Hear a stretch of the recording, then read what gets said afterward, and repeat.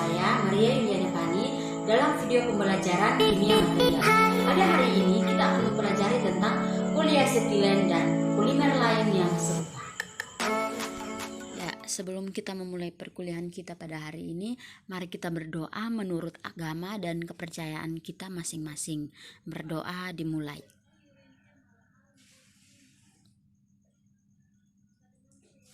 Berdoa selesai. Ya, teman-teman, sebelum kita mempelajari lebih mendalam tentang poliasetilen dan polimer lain yang serupa, perlu diketahui bahwa pada umumnya polimer itu disebut sebagai materi yang bersifat non-konduktif. Contohnya polipropilena, PET, dan polistirena. Namun, beberapa penelitian polimer telah menemukan berbagai polimer yang bersifat konduktif maupun semikonduktif. Nah, berikut ini adalah sejarah dari polimer konduktif.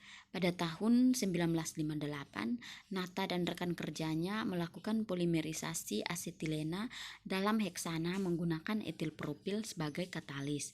Dan yang kedua, pada tahun 1862, Halleteby of the College of London Hospital mengoksidasi anoda dari anilin dalam asam sulfat sehingga memperoleh materi yang bersifat konduktif sebagian, di mana materi ini diduga sebagai polianilin. Dan yang ketiga itu pada awal 1970-an, Shirakawa dan rekan kerjanya mengadaptasi metode untuk membuat film dari poliasetilen yang menghasilkan cis poliasetilen dan trans poliasetilen.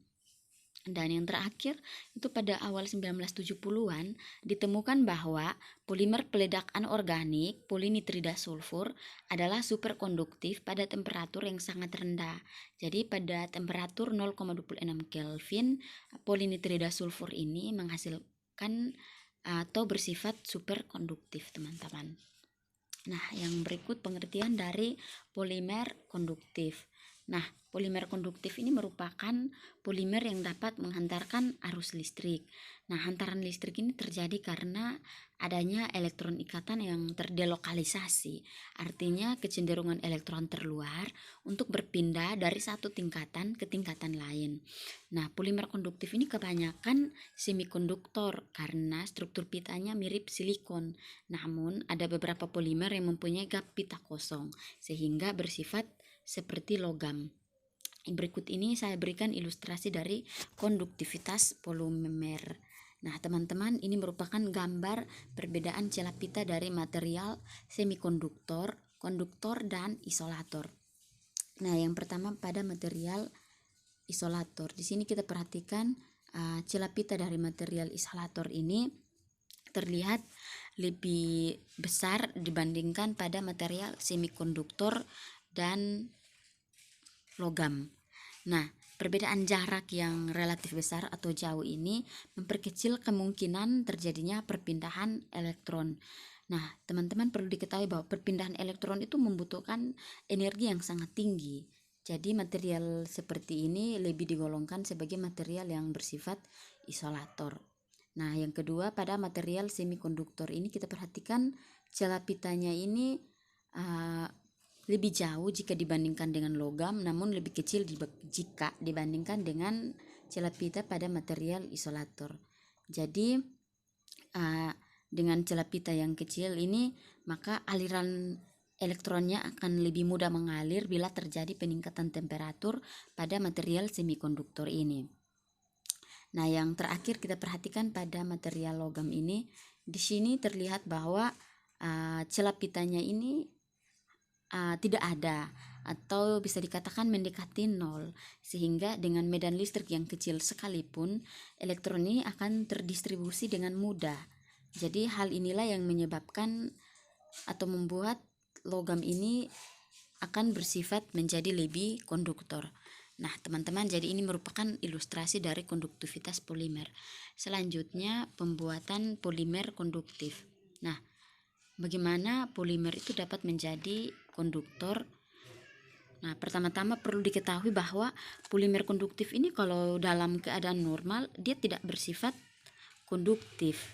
Jadi polimer ini dia tidak bersifat konduktif pada keadaan normal. Nah, prinsip kerja dari polimer konduktif ini, pertama-tama polimer ini harus memiliki ikatan rangkap dan tunggal yang bergantian, yaitu mengalami konjugasi. Ya, ini kita perhatikan strukturnya. Di sini terlihat adanya ikatan rangkap dan ikatan tunggal. Nah, ikatan rangkap dan ikatan tunggal ini teman-teman bisa perhatikan pada struktur ini, struktur polimer ini terjadi secara bergantian atau bisa disebut mengalami konjugasi. Nah, dalam konjugasi ini ikatan antara atom karbon ini secara bergantian tunggal dan ganda. Setiap ikatan ini mengandung ikatan sigma lokal yang membentuk ikatan kimia yang kuat. Selain itu, setiap ikatan rangkap juga mengandung ikatan pi yang terlokalisasi, yang kurang kuat, artinya lebih lemah. Nah, tapi dengan struktur ini saja, teman-teman, dengan struktur polimer yang seperti ini saja tidak cukup. Jadi polimer ini harus supaya menjadi penghantar listrik, kita harus mengacaukan atau mengganggu polimer ini dengan cara yang ini, dengan cara menghilangkan elektron atau oksidasi, yaitu p-doping, dan juga dengan cara memasukkan elektron ke dalamnya, yaitu n-doping dengan cara reduksi. Nah, berikut ini saya akan menjelaskan proses p-doping itu sendiri. Jadi teman-teman di sini teman-teman perhatikan pada p-doping ini terjadi reaksi oksidasi. Nah, kita ketahui bahwa reaksi oksidasi ini merupakan proses reaksi yang menyebabkan hilangnya satu atau lebih elektron dari struktur polimer. Nah, reaksi oksidasi yang terjadi pada polimer ini menyebabkan material ini akan lebih bersifat atau akan lebih positif. Nah, di sini saya berikan contoh, misalnya kita melakukan doping atom trivalen. Nah, ya, doping atom trivalen. Nah, contohnya jika silikon diberi doping boron, gallium atau indium, maka akan didapat semikonduktor tipe P. Nah, untuk mendapatkan silikon tipe P, maka bahan dopingnya adalah bahan trivalen, yaitu unsur dengan ion yang memiliki 3 elektron pada pita valensinya. Nah, karena ion silikon ini memiliki 4 elektron valensi, dengan demikian akan ada ikatan kovalen yang lobang atau bisa disebut hole. Nah, di sini akan ada hole, teman-teman. Nah, hole ini digambarkan sebagai aseptor yang siap menerima elektron. Maka dengan demikian kekurangan elektron ini yang menyebabkan semikonduktor ini akan menjadi tipe P. Ya, selanjutnya n-doping. Nah, pada n-doping ini terjadi reaksi reduksi, teman-teman. Jadi reaksi reduksi ini proses reaksi yang menyebabkan diperolehnya satu atau lebih elektron oleh suatu zat. Nah, sehingga pada proses reduksi ini polimer ini akan bersifat lebih negatif. Di sini saya memberikan contoh, kita melakukan doping atom pentavalen. Nah, bahan silikon, misalnya bahan silikon diberi doping fosforus atau arsenik yang pentavalen, yaitu bahan kristal dengan inti atom yang memiliki 5 elektron valensi. Nah, dengan doping ini silikon ini akan tidak lagi murni. Yang tidak lagi murni ini akan memiliki kelebihan elektron. Nah, di sini teman-teman perhatikan adanya elektron bebas di sini atau kelebihan elektron. Nah, kelebihan elektron inilah yang membentuk semikonduktor tipe P. Nah, PN maksudnya. Nah, semikonduktor tipe N ini disebut juga donor yang siap melepaskan elektron. Jadi teman-teman, elektron bebas pada tipe N ini akan siap dilepas dan akan masuk ke hole yang pada tipe P tadi, akan mengisi kekosongan di sana. Jadi kita mengambil kesimpulan bahwa pada tipe P ini akan banyak mengandung unsur yang membawa arus yang bermuatan positif, sedangkan pada tipe N ini banyak mengandung unsur pembawa arus yang bermuatan negatif. Jadi ini merupakan contoh dari polimer konduktif. Ada beberapa contoh dari polimer konduktif. Namun yang akan kita pelajari mendalam pada hari ini adalah poliasetilen, polipirol, dan polianilin. Nah, yang pertama itu poliasetilen. Polimer konduktif ini dapat dibuat dari poliasetilen. Nah, poliasetilen ini merupakan polimer yang terkonjugasi sederhana yang mempunyai dua bentuk, yaitu bentuk cis dan trans poliasetilen. Nah, ini merupakan bentuk cis dari poliasetilen. Nah, bentuk cis dari poliasetilen ini secara termodinamika kurang stabil dibandingkan dengan bentuk trans, di mana pada temperatur yang tinggi dan secara spontan isomer cis ini dapat berubah menjadi trans, teman-teman. Nah, yang kedua, bentuk trans dari poliasetilen. Nah, trans poliasetilen ini mempunyai konduktivitas listrik yang lebih tinggi dari cis poliasetilen karena trans poliasetilen ini mempunyai dua degenerasi keadaan dasar. Nah, untuk memperbesar hantaran listrik polimer terkonjugasi poliasetilen ini dapat dilakukan dengan cara doping. Selanjutnya, sintesis dan pengolahan poliasetilen. Nah, pertama-tama poliasetilen ini diperoleh dari asetilena yang dipolimerisasi dengan adanya katalis. Jadi ini teman-teman, ini merupakan gambar polimerisasi dari asetilena dengan katalis. Nah, selanjutnya teman-teman di sini perhatikan gambar proses doping. Nah, di sini proses doping ini dilakukan dengan cara oksidasi dengan halogen yaitu P-doping dan reduksi dengan logam akali atau N-doping. Nah, pada reaksi ini, pada proses sintesis ini, pada proses doping ini, oksidasi dengan iodium ini menyebabkan elektron akan tersentak keluar dari polimer sehingga meninggalkan lubang atau hole seperti yang sudah saya jelaskan tadi dalam bentuk muatan positif yang dapat bergerak sepanjang rantai polimer. Nah, molekul iodium ini akan menarik elektron dari rantai poliasetilen ini sehingga molekul poliasetilen ini akan bermuatan positif yang disebut sebagai kation radikal atau polaron. Jadi teman-teman, konduktivitas poliasetilen ini dapat ditingkatkan dengan proses doping untuk meningkatkan semikonduktor polimer ini menjadi konduktor. Nah, sehingga struktur dari poliasetilen ini akan mengalami resonansi. Nah, ketika dia mengalami resonansi, maka akan menyebabkan material ini dapat menghantarkan arus listrik. Selanjutnya adalah polianilin. Nah, polianilin ini merupakan molekul besar yang dibangun oleh pengulangan kesatuan kimia kecil dan sederhana yang disebut monomer anilin C6H5NH2 yang berikatan kovalen. Nah, polianilin ini merupakan salah satu jenis polimer konduktif yang memiliki 3 tingkat keadaan oksidasi tergantung pada jenis doping dan tingkat doping dalam sintesis. Nah, 3 tingkat keadaan oksidasi polianilin itu leukomeraldin base, emeraldin base, dan pernigranilin base. Nah, dari 3 tingkat oksidasi ini yang paling sering digunakan adalah emeraldin base, teman-teman, karena konduktivitasnya itu dapat diatur dari 10 ohm hingga 100 ohm per cm melalui proses doping. Selanjutnya kita perhatikan struktur dari polianilin. Nah, teman-teman, di sini teman-teman perhatikan struktur dari polianilin ini.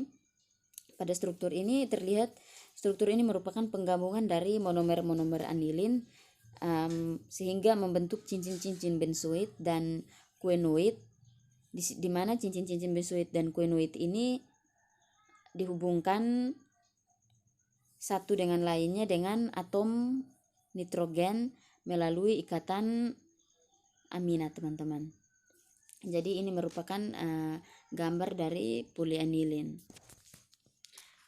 Selanjutnya, sintesis dan pengolahan polianilin. Secara umum, polianilin ini dibuat melalui oksidasi monomer anilin baik melalui oksidasi elektrokimia maupun oksidasi kimia biasa dengan oksidan amonium peroksodisulfat di dalam suasana asam. Nah, asam yang biasa digunakan adalah asam klorida dan asam sulfat. Nah, teman-teman, polianilin yang dioksidasi secara elektrokimia itu sulit untuk diproses karena kelarutannya itu rendah. Tapi secara umum polianilin ini didapat melalui metode polimerisasi oksidasi secara kimia. Nah, di sini teman-teman perhatikan di sini proses oksidasinya.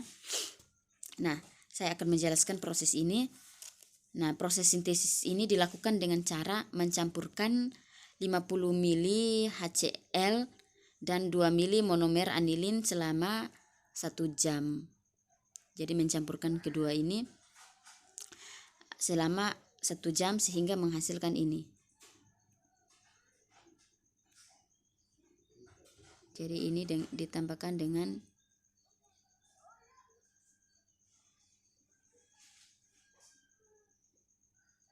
HCl. Proses campurannya itu selama 1 jam sehingga di sini menghasilkan larutan anilin HCl. Nah, kemudian pada 6 gram amonium peroksidisulfat ini dimasukkan ke dalam 50 mili aquades selama 1 jam. Nah, di sini menghasilkan larutan campuran antara amonium dan aquades ini. Di sini akan menghasilkan larutan amonium peroksidisulfat. Nah, selanjutnya kedua larutan ini, larutan anilin dan larutan amonium peroksidisulfat ini dicampurkan ke dalam satu wadah kimia. Selanjutnya diaduk dan dibiarkan selama 2 jam sampai terjadi polimerisasi sempurna dengan terbentuk endapan berwarna hijau dan terlihat terpisah. Jadi campuran antara kedua ini akan terbentuk endapan, teman-teman. Nah, endapan ini berwarna hijau. Selanjutnya larutan endapan yang terbentuk ini akan terlihat bahwa larutan HCl anilin itu berada di atas dan larutan H2O dan amonium peroksidisulfat itu akan berada di bawah. Jadi hasil yang merupakan endapan tersebut kemudian dicuci dengan menggunakan HCl sebanyak 3 kali sehingga terbentuk endapan pani hidroklorid atau emeraldine salt. Nah, polianilin yang terbentuk itu kemudian polianilin ini sudah terbentuk, kemudian dikeringkan dengan cara dipanaskan pada oven dengan suhu 80 derajat Celcius selama 2 jam sehingga menghasilkan serbuk polianilin. Selanjutnya adalah polipirol. Nah, teman-teman, polipirol ini merupakan polimer konduktif yang banyak digunakan dalam beberapa aplikasi karena memiliki stabilitas sifat yang baik dan dapat dengan mudah untuk disintesis. Nah, kesuksesan pengaplikasian polipirol ini bergantung pada peningkatan sifat dan pemrosesan material ini. Polimer konduktif polipirol ini mempunyai struktur kristal yang tidak teratur sehingga dapat digolongkan ke dalam material amorf seperti halnya amorphous semikonduktor. Nah, di mana elektronnya akan terlokalisasi pada suatu tempat di antara pita valensi dan pita konduksi. Polipirol ini merupakan polimer konduktif yang paling populer, teman-teman. Hal ini dikarenakan polipirol ini memiliki sifat penghantar arus listrik, konduktivitasnya tinggi, dan sifat mekaniknya itu baik dan relatif untuk mudah dibuat. Selain itu ada fakta bahwa monomer pirol itu mudah dioksidasi dan mudah untuk larut dalam air, teman-teman. Yang berikut itu sintesis polipirol. Nah, sintesis polipirol ini dilakukan dengan 2 cara, yaitu melalui polimerisasi oksidasi kimia dan polimerisasi elektrokimia. Nah, pada polimerisasi oksidasi kimia ini cocok digunakan untuk memproduksi polipirol untuk komersial dalam skala besar. Namun hasil akhir sintesis melalui oksidasi kimia ini umumnya dalam bentuk bubuk, sehingga sulit untuk diproses karena rapuh setelah proses sintesis. Nah, oleh karena itu jika melakukan sintesis dengan oksidasi kimia ini perlu dikompositkan dengan material lain seperti selulosa bakteri. Sedangkan sintesis secara elektrokimia itu dengan penambahan pengotor. Nah, dengan penambahan pengotor ini dapat meningkatkan konduktivitas listrik. Jadi teman-teman, ini saya memberikan contoh sintesis polipirol berdasarkan jurnal teman-teman. Nah, berdasarkan jurnal ini dengan judul Sintesis dan Karakterisasi Material Konduktif Film Komposit Polipirol Selulosa Bakteri. Nah, pada proses sintesis ini teman-teman, kita perhatikan yang pertama itu pembuatan preparasi selulosa bakteri. Nah, pada pembuatan preparasi selulosa bakteri ini teman-teman perhatikan di sini adalah prosesnya, prosedur pembuatan preparasi selulosa bakteri. Nah, pembuatan preparasi selulosa bakteri ini merujuk pada penelitian Radiman dan Yuliani dengan modifikasi air kelapa, di mana mulanya air kelapa 5 liter ini direbus dan ditambahkan dengan 500 gram sukrosa, terus 25 gram amonium sulfat dan 30 ml asam asetat glasial. Nah, setelah didinginkan ditambahkan dengan Acetobacter xylinum sekitar 10% ke dalam campuran tersebut. Kemudian difermentasi pada suhu ruangan yakni sekitar 27 derajat Celcius selama 6 hari hingga terbentuk nata de coco atau selulosa bakteri. Nah, hasil fermentasinya itu akan direndam dengan air matang selama 15 menit sehingga larutan NaOH 1% dengan larutan NaOH 1% selama 24 jam. Terus CH3COOH 1% itu selama 24 jam lalu dicuci dengan air hingga pH pencuci, teman-teman. Nah, yang kedua kita perhatikan untuk sintesis film komposit polipirol itu prosesnya itu yang pertama sintesis film komposit selulosa ini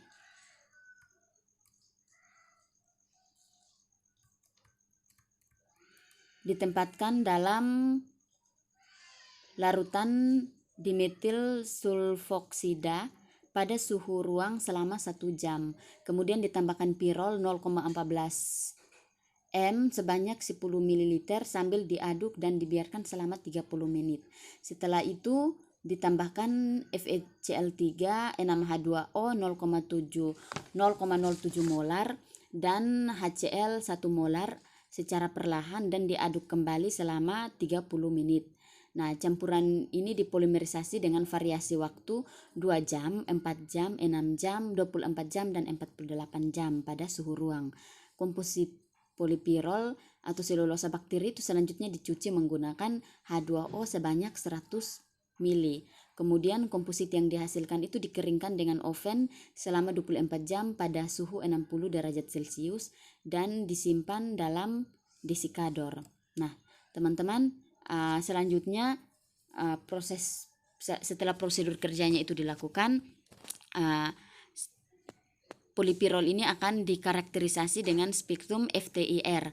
Nah, di mana pada spektrum FTIR ini menunjukkan karakteristik puncak serapan selulosa bakteri yaitu pada 3394,83 cm dan 2920,32 cm dan 1058,96.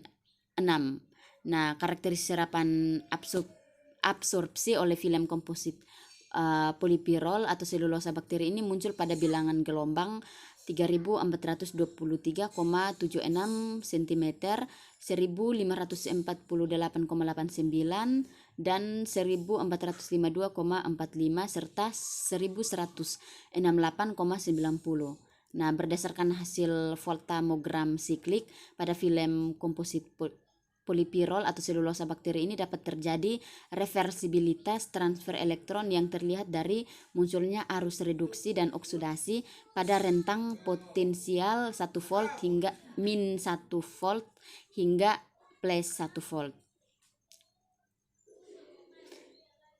Jadi teman-teman, hasil penelitian ini menunjukkan bahwa nilai konduktivitas tertinggi dihasilkan oleh komposit polipirol atau selulosa bakteri dengan waktu polimerisasi 2 jam. Jadi dengan waktu 2 jam saja, tidak harus mencapai waktu 4 hingga 48 jam saja sudah menghasilkan konduktivitas yang tinggi.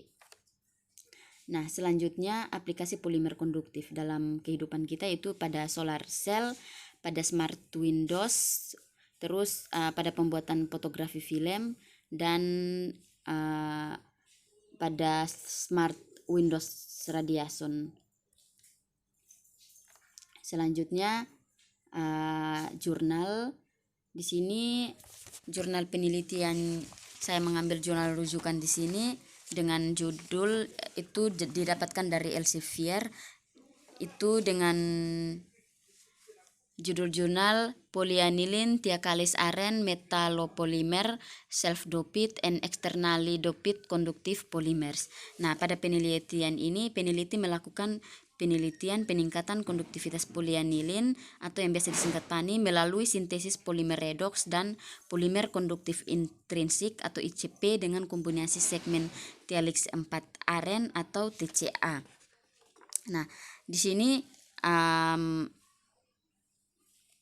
yang pertama, polimer redox ini disiapkan melalui copolimer PANI dan TCA untuk memberikan metapolimer PANI TCA. Terus selanjutnya polimer konduktif ICP itu disintesis dengan 2 cara. Disiapkan melalui polimerisasi emulsi PANI dengan adanya TCA tersulfonasi sebagai dopan eksternal yang disebut dopan PANI TCA. Terus yang kedua, disiapkan oleh ikatan kovalen TCA ke rantai PANI untuk memberikan PANI TCA yang didoping sendiri. Nah, kondisi polimerisasi ini dirancang dengan hati-hati teman-teman, dengan teliti dan cermat untuk menghasilkan nanokomposit untuk setiap polimer konduktif dan dikonfirmasi atau dikarakterisasi dengan pengukuran XRD, SEM, AFD, dan TEM. Nah, dengan demikian maka konduktivitas nanokomposit ini dapat dibandingkan dan dapat diketahui sifat antikorosi dari setiap komposit tersebut. Nah, yang pertama, ini pada jurnal ini pada skema 1 itu untuk sintesis PANI TCA secara metapolimer. Nah, metapolimer ini disintesis dengan copolimerisasi oksidasi dari anilin dan diaminoaso Thiacalcis 4 Aren dengan prosedur emulsi. Nah, copolimer ini selanjutnya diubah menjadi supermagnet nanokomposit melalui metode kopresipitasi in situ dengan campuran BC2 dan BC3. Nah, dalam skema 1 ini menunjukkan ilustrasi skema dari prosedur sintetik untuk nanokomposit metapolimer PANI TCA. Nah, dengan pengukuran atau dikarakterisasi dengan AFM diperoleh permukaan berpori dengan amplitudonya itu 19,1 nanometer. Yang artinya memberikan rasio aspek yang lebih tinggi dan meningkatkan aktifnya permukaan paparan pada permukaannya. Nah, yang kedua itu pada skema yang kedua ini teman-teman kita perhatikan di sini mengilustrasikan jalur sintesis ke nanokomposit magnetit yang didoping sendiri. Nah, dengan pola XRD atau dikarakterisasi dengan XRD dari nanokomposit ini menunjukkan sifat semikristalin dengan rata-rata diameter partikelnya itu adalah 54 nanometer. Nah, pada studi morfologi yang dilakukan dengan pola SEM dan TEM dan mikrograf 3D dari AF ini menunjukkan amplitudonya 32,3 nanometer. Dan yang ketiga itu pada skema 3 dalam penelitian ini terlihat memberikan gambaran umum tentang metode sintetik dari PANI TCA yang didoping sebagaimana mestinya dalam teknik polimerisasi emulsi. Nah, studi morfologi yang dilakukan ini dengan XRD, SEM, dan TEM menunjukkan partikel nanonya itu sekecil 10 diameter nanometer, direkam dengan amplitudonya itu menjadi 234 nanometer.